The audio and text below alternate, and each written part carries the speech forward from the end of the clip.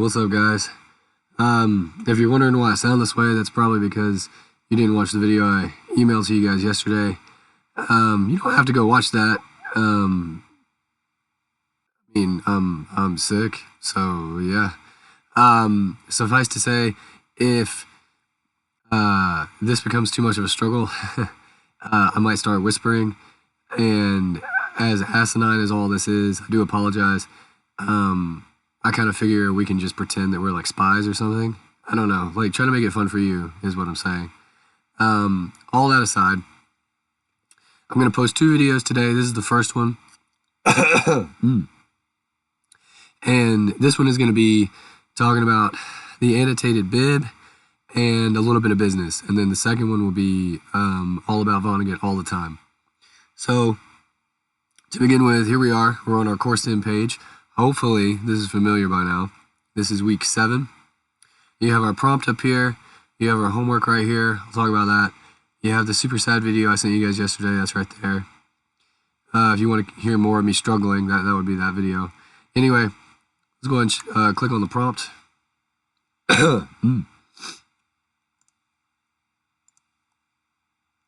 All right, so the annotated bib. All the little details out of the way first. Each entry should be around 500 words. It doesn't have to be exactly 500 words. For instance, every semester, I have an example bib down here for you. Every semester, somebody counts the words in that thing and points out that it's like 450 or something. I'll tell you what, if you crush it like this bib entry does, because I promise you it does, I'll take 450. You know what I'm saying? Like, let's not come at the king. Anyway, format. Here again, I say MLA. This is mostly MLA. The one difference I would point out to you, if it's not obvious, it's single space. I do that because you're going to have 4 of these, and these are for you. And I just feel like having them single space makes it a little easier to organize, easier to look at a glance, which is what this is all about. So, you know, this is MLA. The quotations are cited according to MLA, but everything else is kind of up to you. First 2 entries will be due by the end of week 8. That is next week, October 3rd.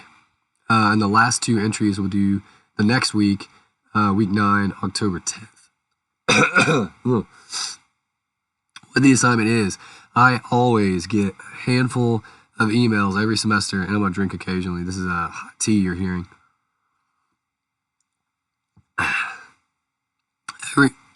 Every semester, I get emails where people ask me how to do this. They don't understand. And every semester, I basically just paraphrase this next section. I give you a step-by-step on how to do this, okay?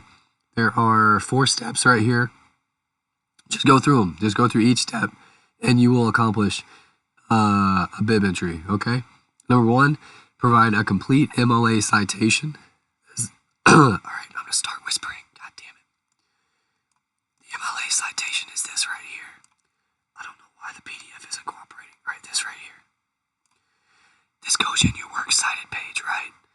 This is to help you when you wait to do the works cited till the very end, because that's what you all do. This lets you basically copy and paste that guy. It's ready to go, right?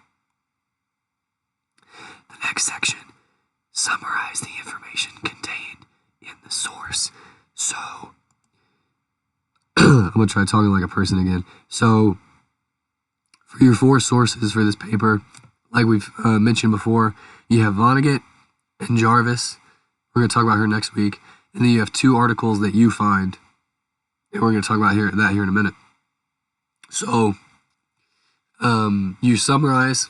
Basically, half this first paragraph I have is a summary of the article I found about professional wrestling.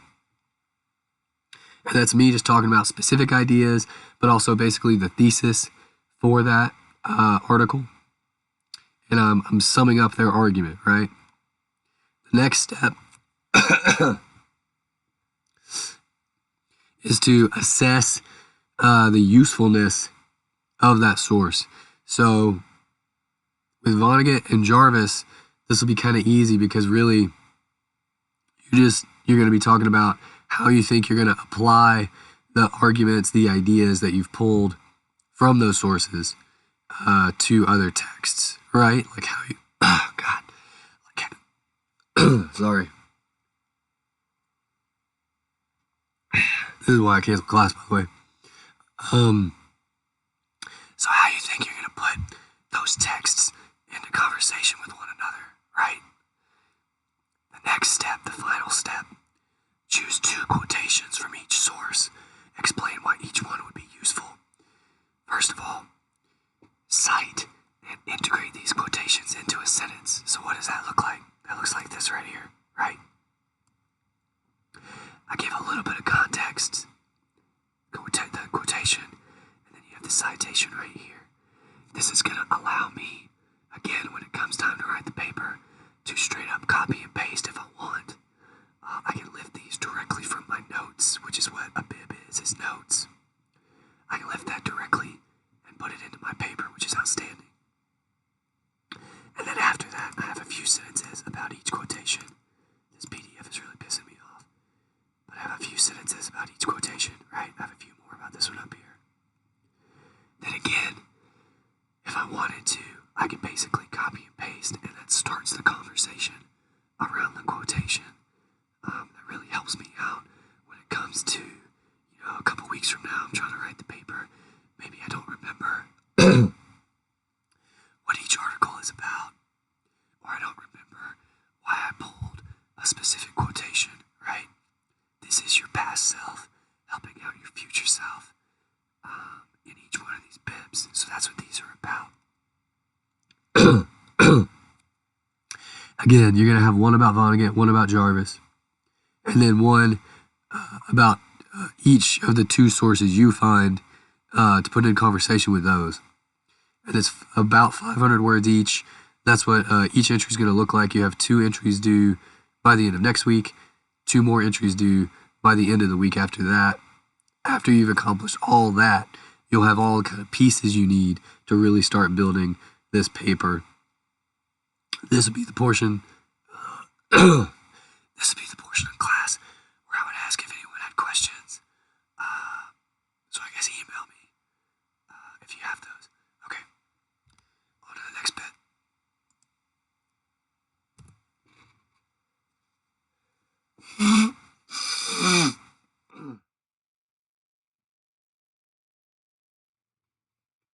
All right, for this part, we're going to talk about how you find sources at all.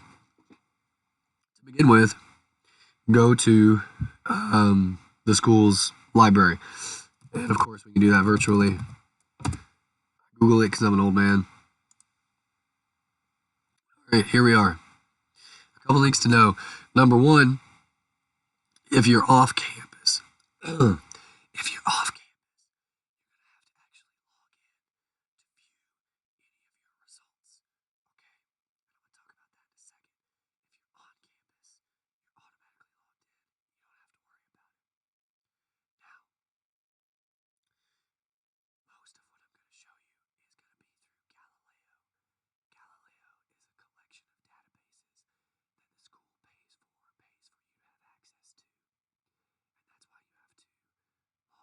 to prove that you're affiliated with the school. Okay, so here, for instance, that'd be a pretty strong search term to begin with, simply because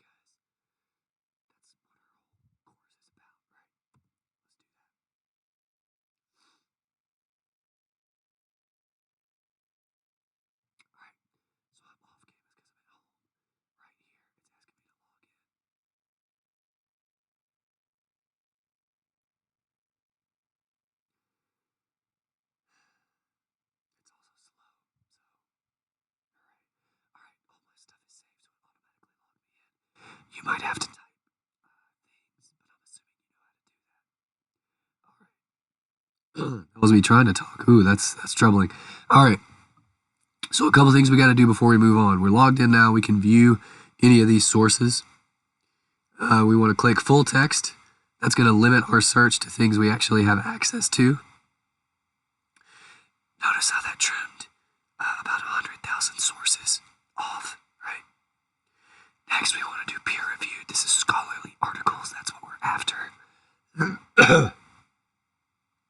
So again, that took about 100,000 off.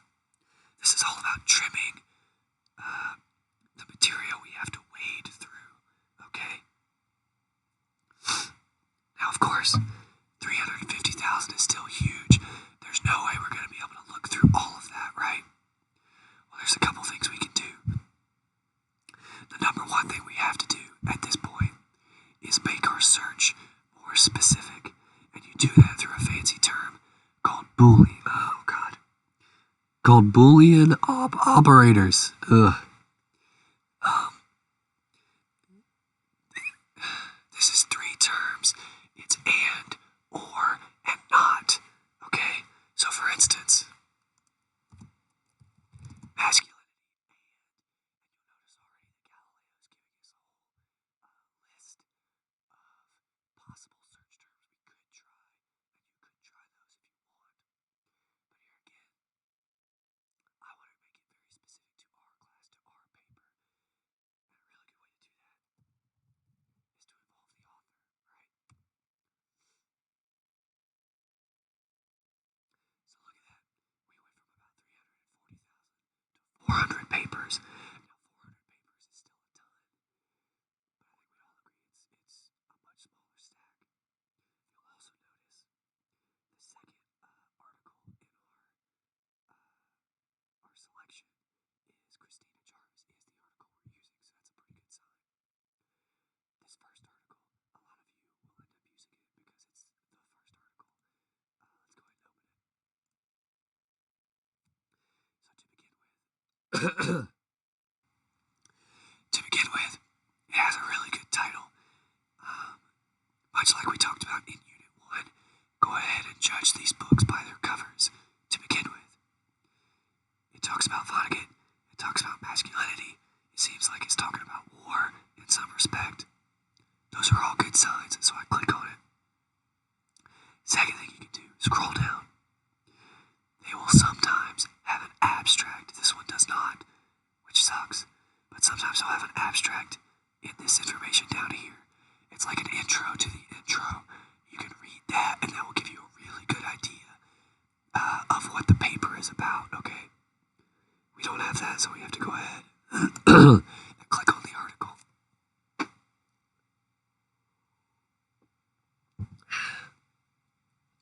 Now we have the article here, and it's kind of long, right? But again, all I want you to do is skim the intro, right? You'll notice in this first paragraph, he's not even really talking about Vonnegut. He's sort of talking about other thinkers, other authors that were writing at the time, stuff that Vonnegut might have been thinking about, basically, right? We start talking about Vonnegut in the second paragraph. And we begin to think about what he may have been thinking about. We're talking about black humor, right? Dark humor. And then finally, once we get into the third and the fourth paragraph, we finally start beginning to think about what he might have been writing about, alright? So I'm still skimming all of this. I haven't really read any of it. And finally we get to Slaughterhouse-Five. So from here on, I may actually start reading a bit. I'm not going to understand all of it. He's talking about movies you haven't seen. He's talking about other books, other writers you probably haven't read. You just kind of roll with that, okay? But when he talks about Slaughterhouse-Five, you should basically know what he's talking about. And by the end of this paragraph here, it starts to kind of sound like he's talking about innocence and experience and war and what Vonnegut might think about that stuff. So to me, given what we've talked about in class thus far, I think this article is probably going to be worth reading. And I'll actually, at this point, dive in and start reading some of it, taking some notes, and seeing what I can take from it. Basically, I might use this for a bib, right? Sorry.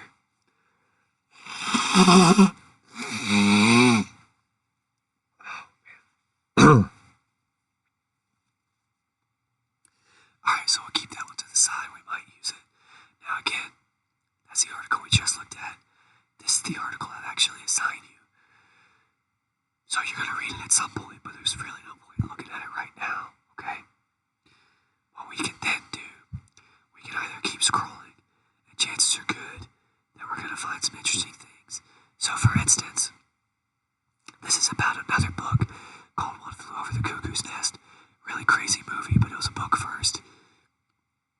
Some of you are going to think because it's about a different text that it doesn't work for us, but that's not true. Plenty of texts, plenty of articles are going to participate in the same conversation Vonnegut is trying to have. So that article might work, but let's look back at our search terms. Masculinity and Vonnegut. Say we want to get more specific still. Say that 400 is just too many articles, because maybe it is.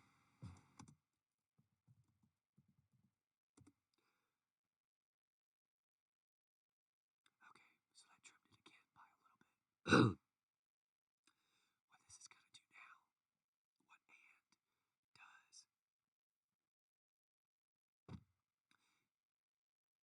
sorry, I'm having trouble,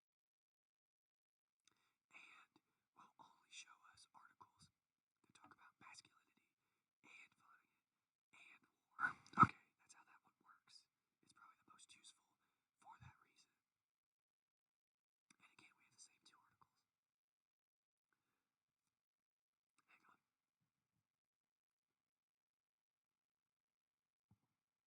on. But you'll notice below that our other sources have changed, right? These are more specific. There's Cuckoo's Nest again, but the other ones are different. So if you want to get much more specific in that one way, that's a way to do it. And again, you can change these terms around just for different things. Alright, so again, that's different. You can also think about, right, we talked about that. There's all kinds of different, you can change this term. There's all kinds of different ways to go about just seeing what's out there. Okay? The other operators, I'm going to show you how those work. These are less useful, especially the last one I'm going to show you, but I still want you to know how they work. So not. That's going to give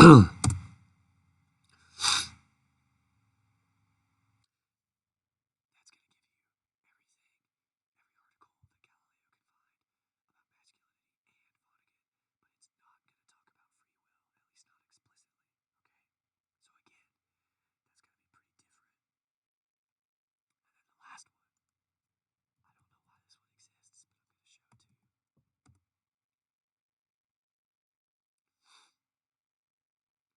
Notice how our article number is insane now. That's because it's giving us everything that's about masculinity and Vonnegut, which is specific, and then anything at all that talks about free will. That's what OR does. I'm sure there's a reason we have OR. I've never figured it out, but that's how it works. Okay? So here again, you probably won't use that one, but chances are good you'll use this one.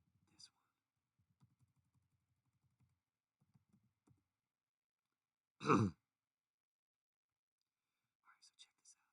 Masculinity and Vonnegut, very specific, and then not or. Notice how small that number is now, right? Very small. And this is not to say that everything is going to be useful to you. Some of these are pretty far afield, and I'm not saying you couldn't use them in your paper, but I don't know that you're prepared to be perfectly honest with you guys.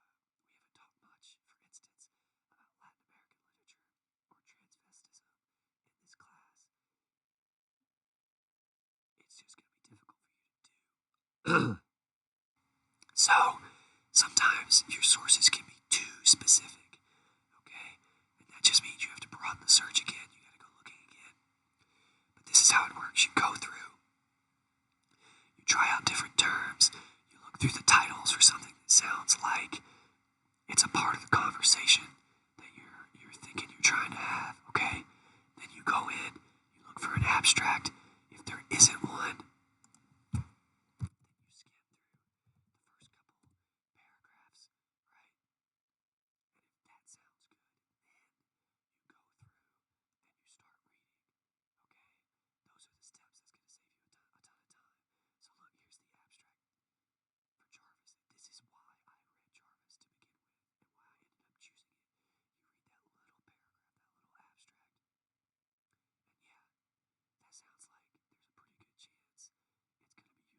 for the ideas that we're talking about, right? So awesome. So then I go in and I read that article and I find out, yeah, it was useful. Anyway, that's how scholarship works. The other thing I would point out to you, if for some reason Galileo doesn't work for you, it's going to pretty much work for all of you. But in the rare event that it does not, West Georgia also pays for you to have access to other databases. So you go back to the library homepage, you click on databases, you go here.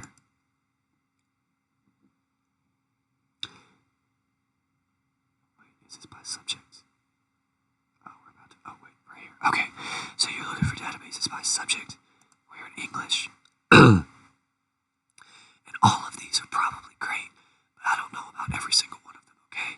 I know about Muse and JSTOR and MLA, and they're all very good. MLA is basically like a different kind of Galileo, so you can try that one. JSTOR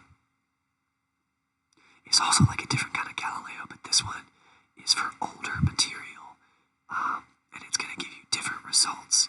Basically, when you go to a different database, you're looking for different results, okay? Muse is a much smaller database. Oh, fuck off, hang on.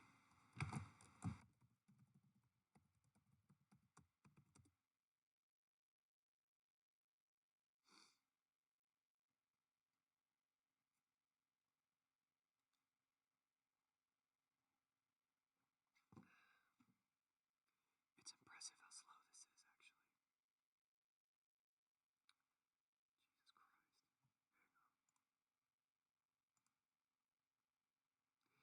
There we go. Alright, so Muse is actually a much smaller database, and because of that,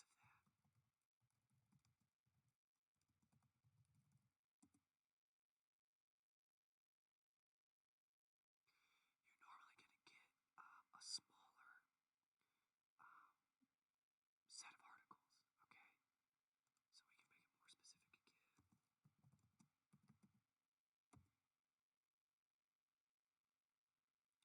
And it's just going to return difference. And again, some of this is goofy. I don't know if that's going to help us, but you're going to find different things. I would only recommend going to a different database if you've pretty much thoroughly exhausted your options on Galileo.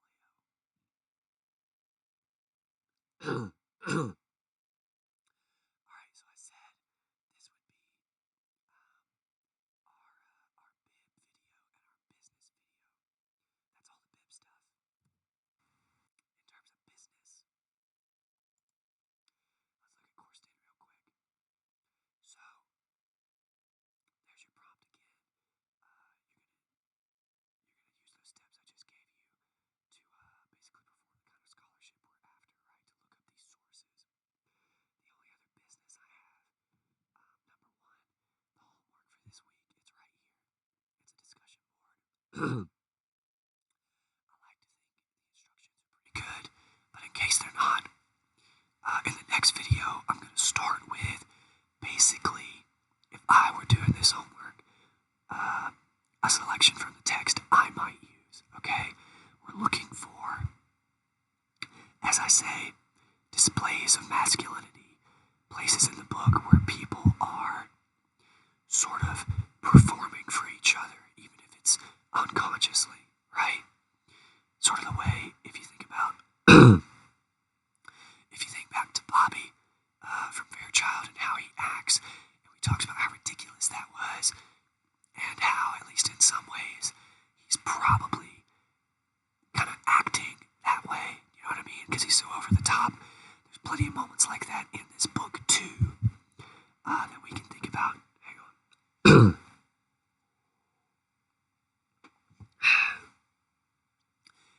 I'll also open it up, though, if you want to talk about basically any other idea in the book, because there's plenty of them.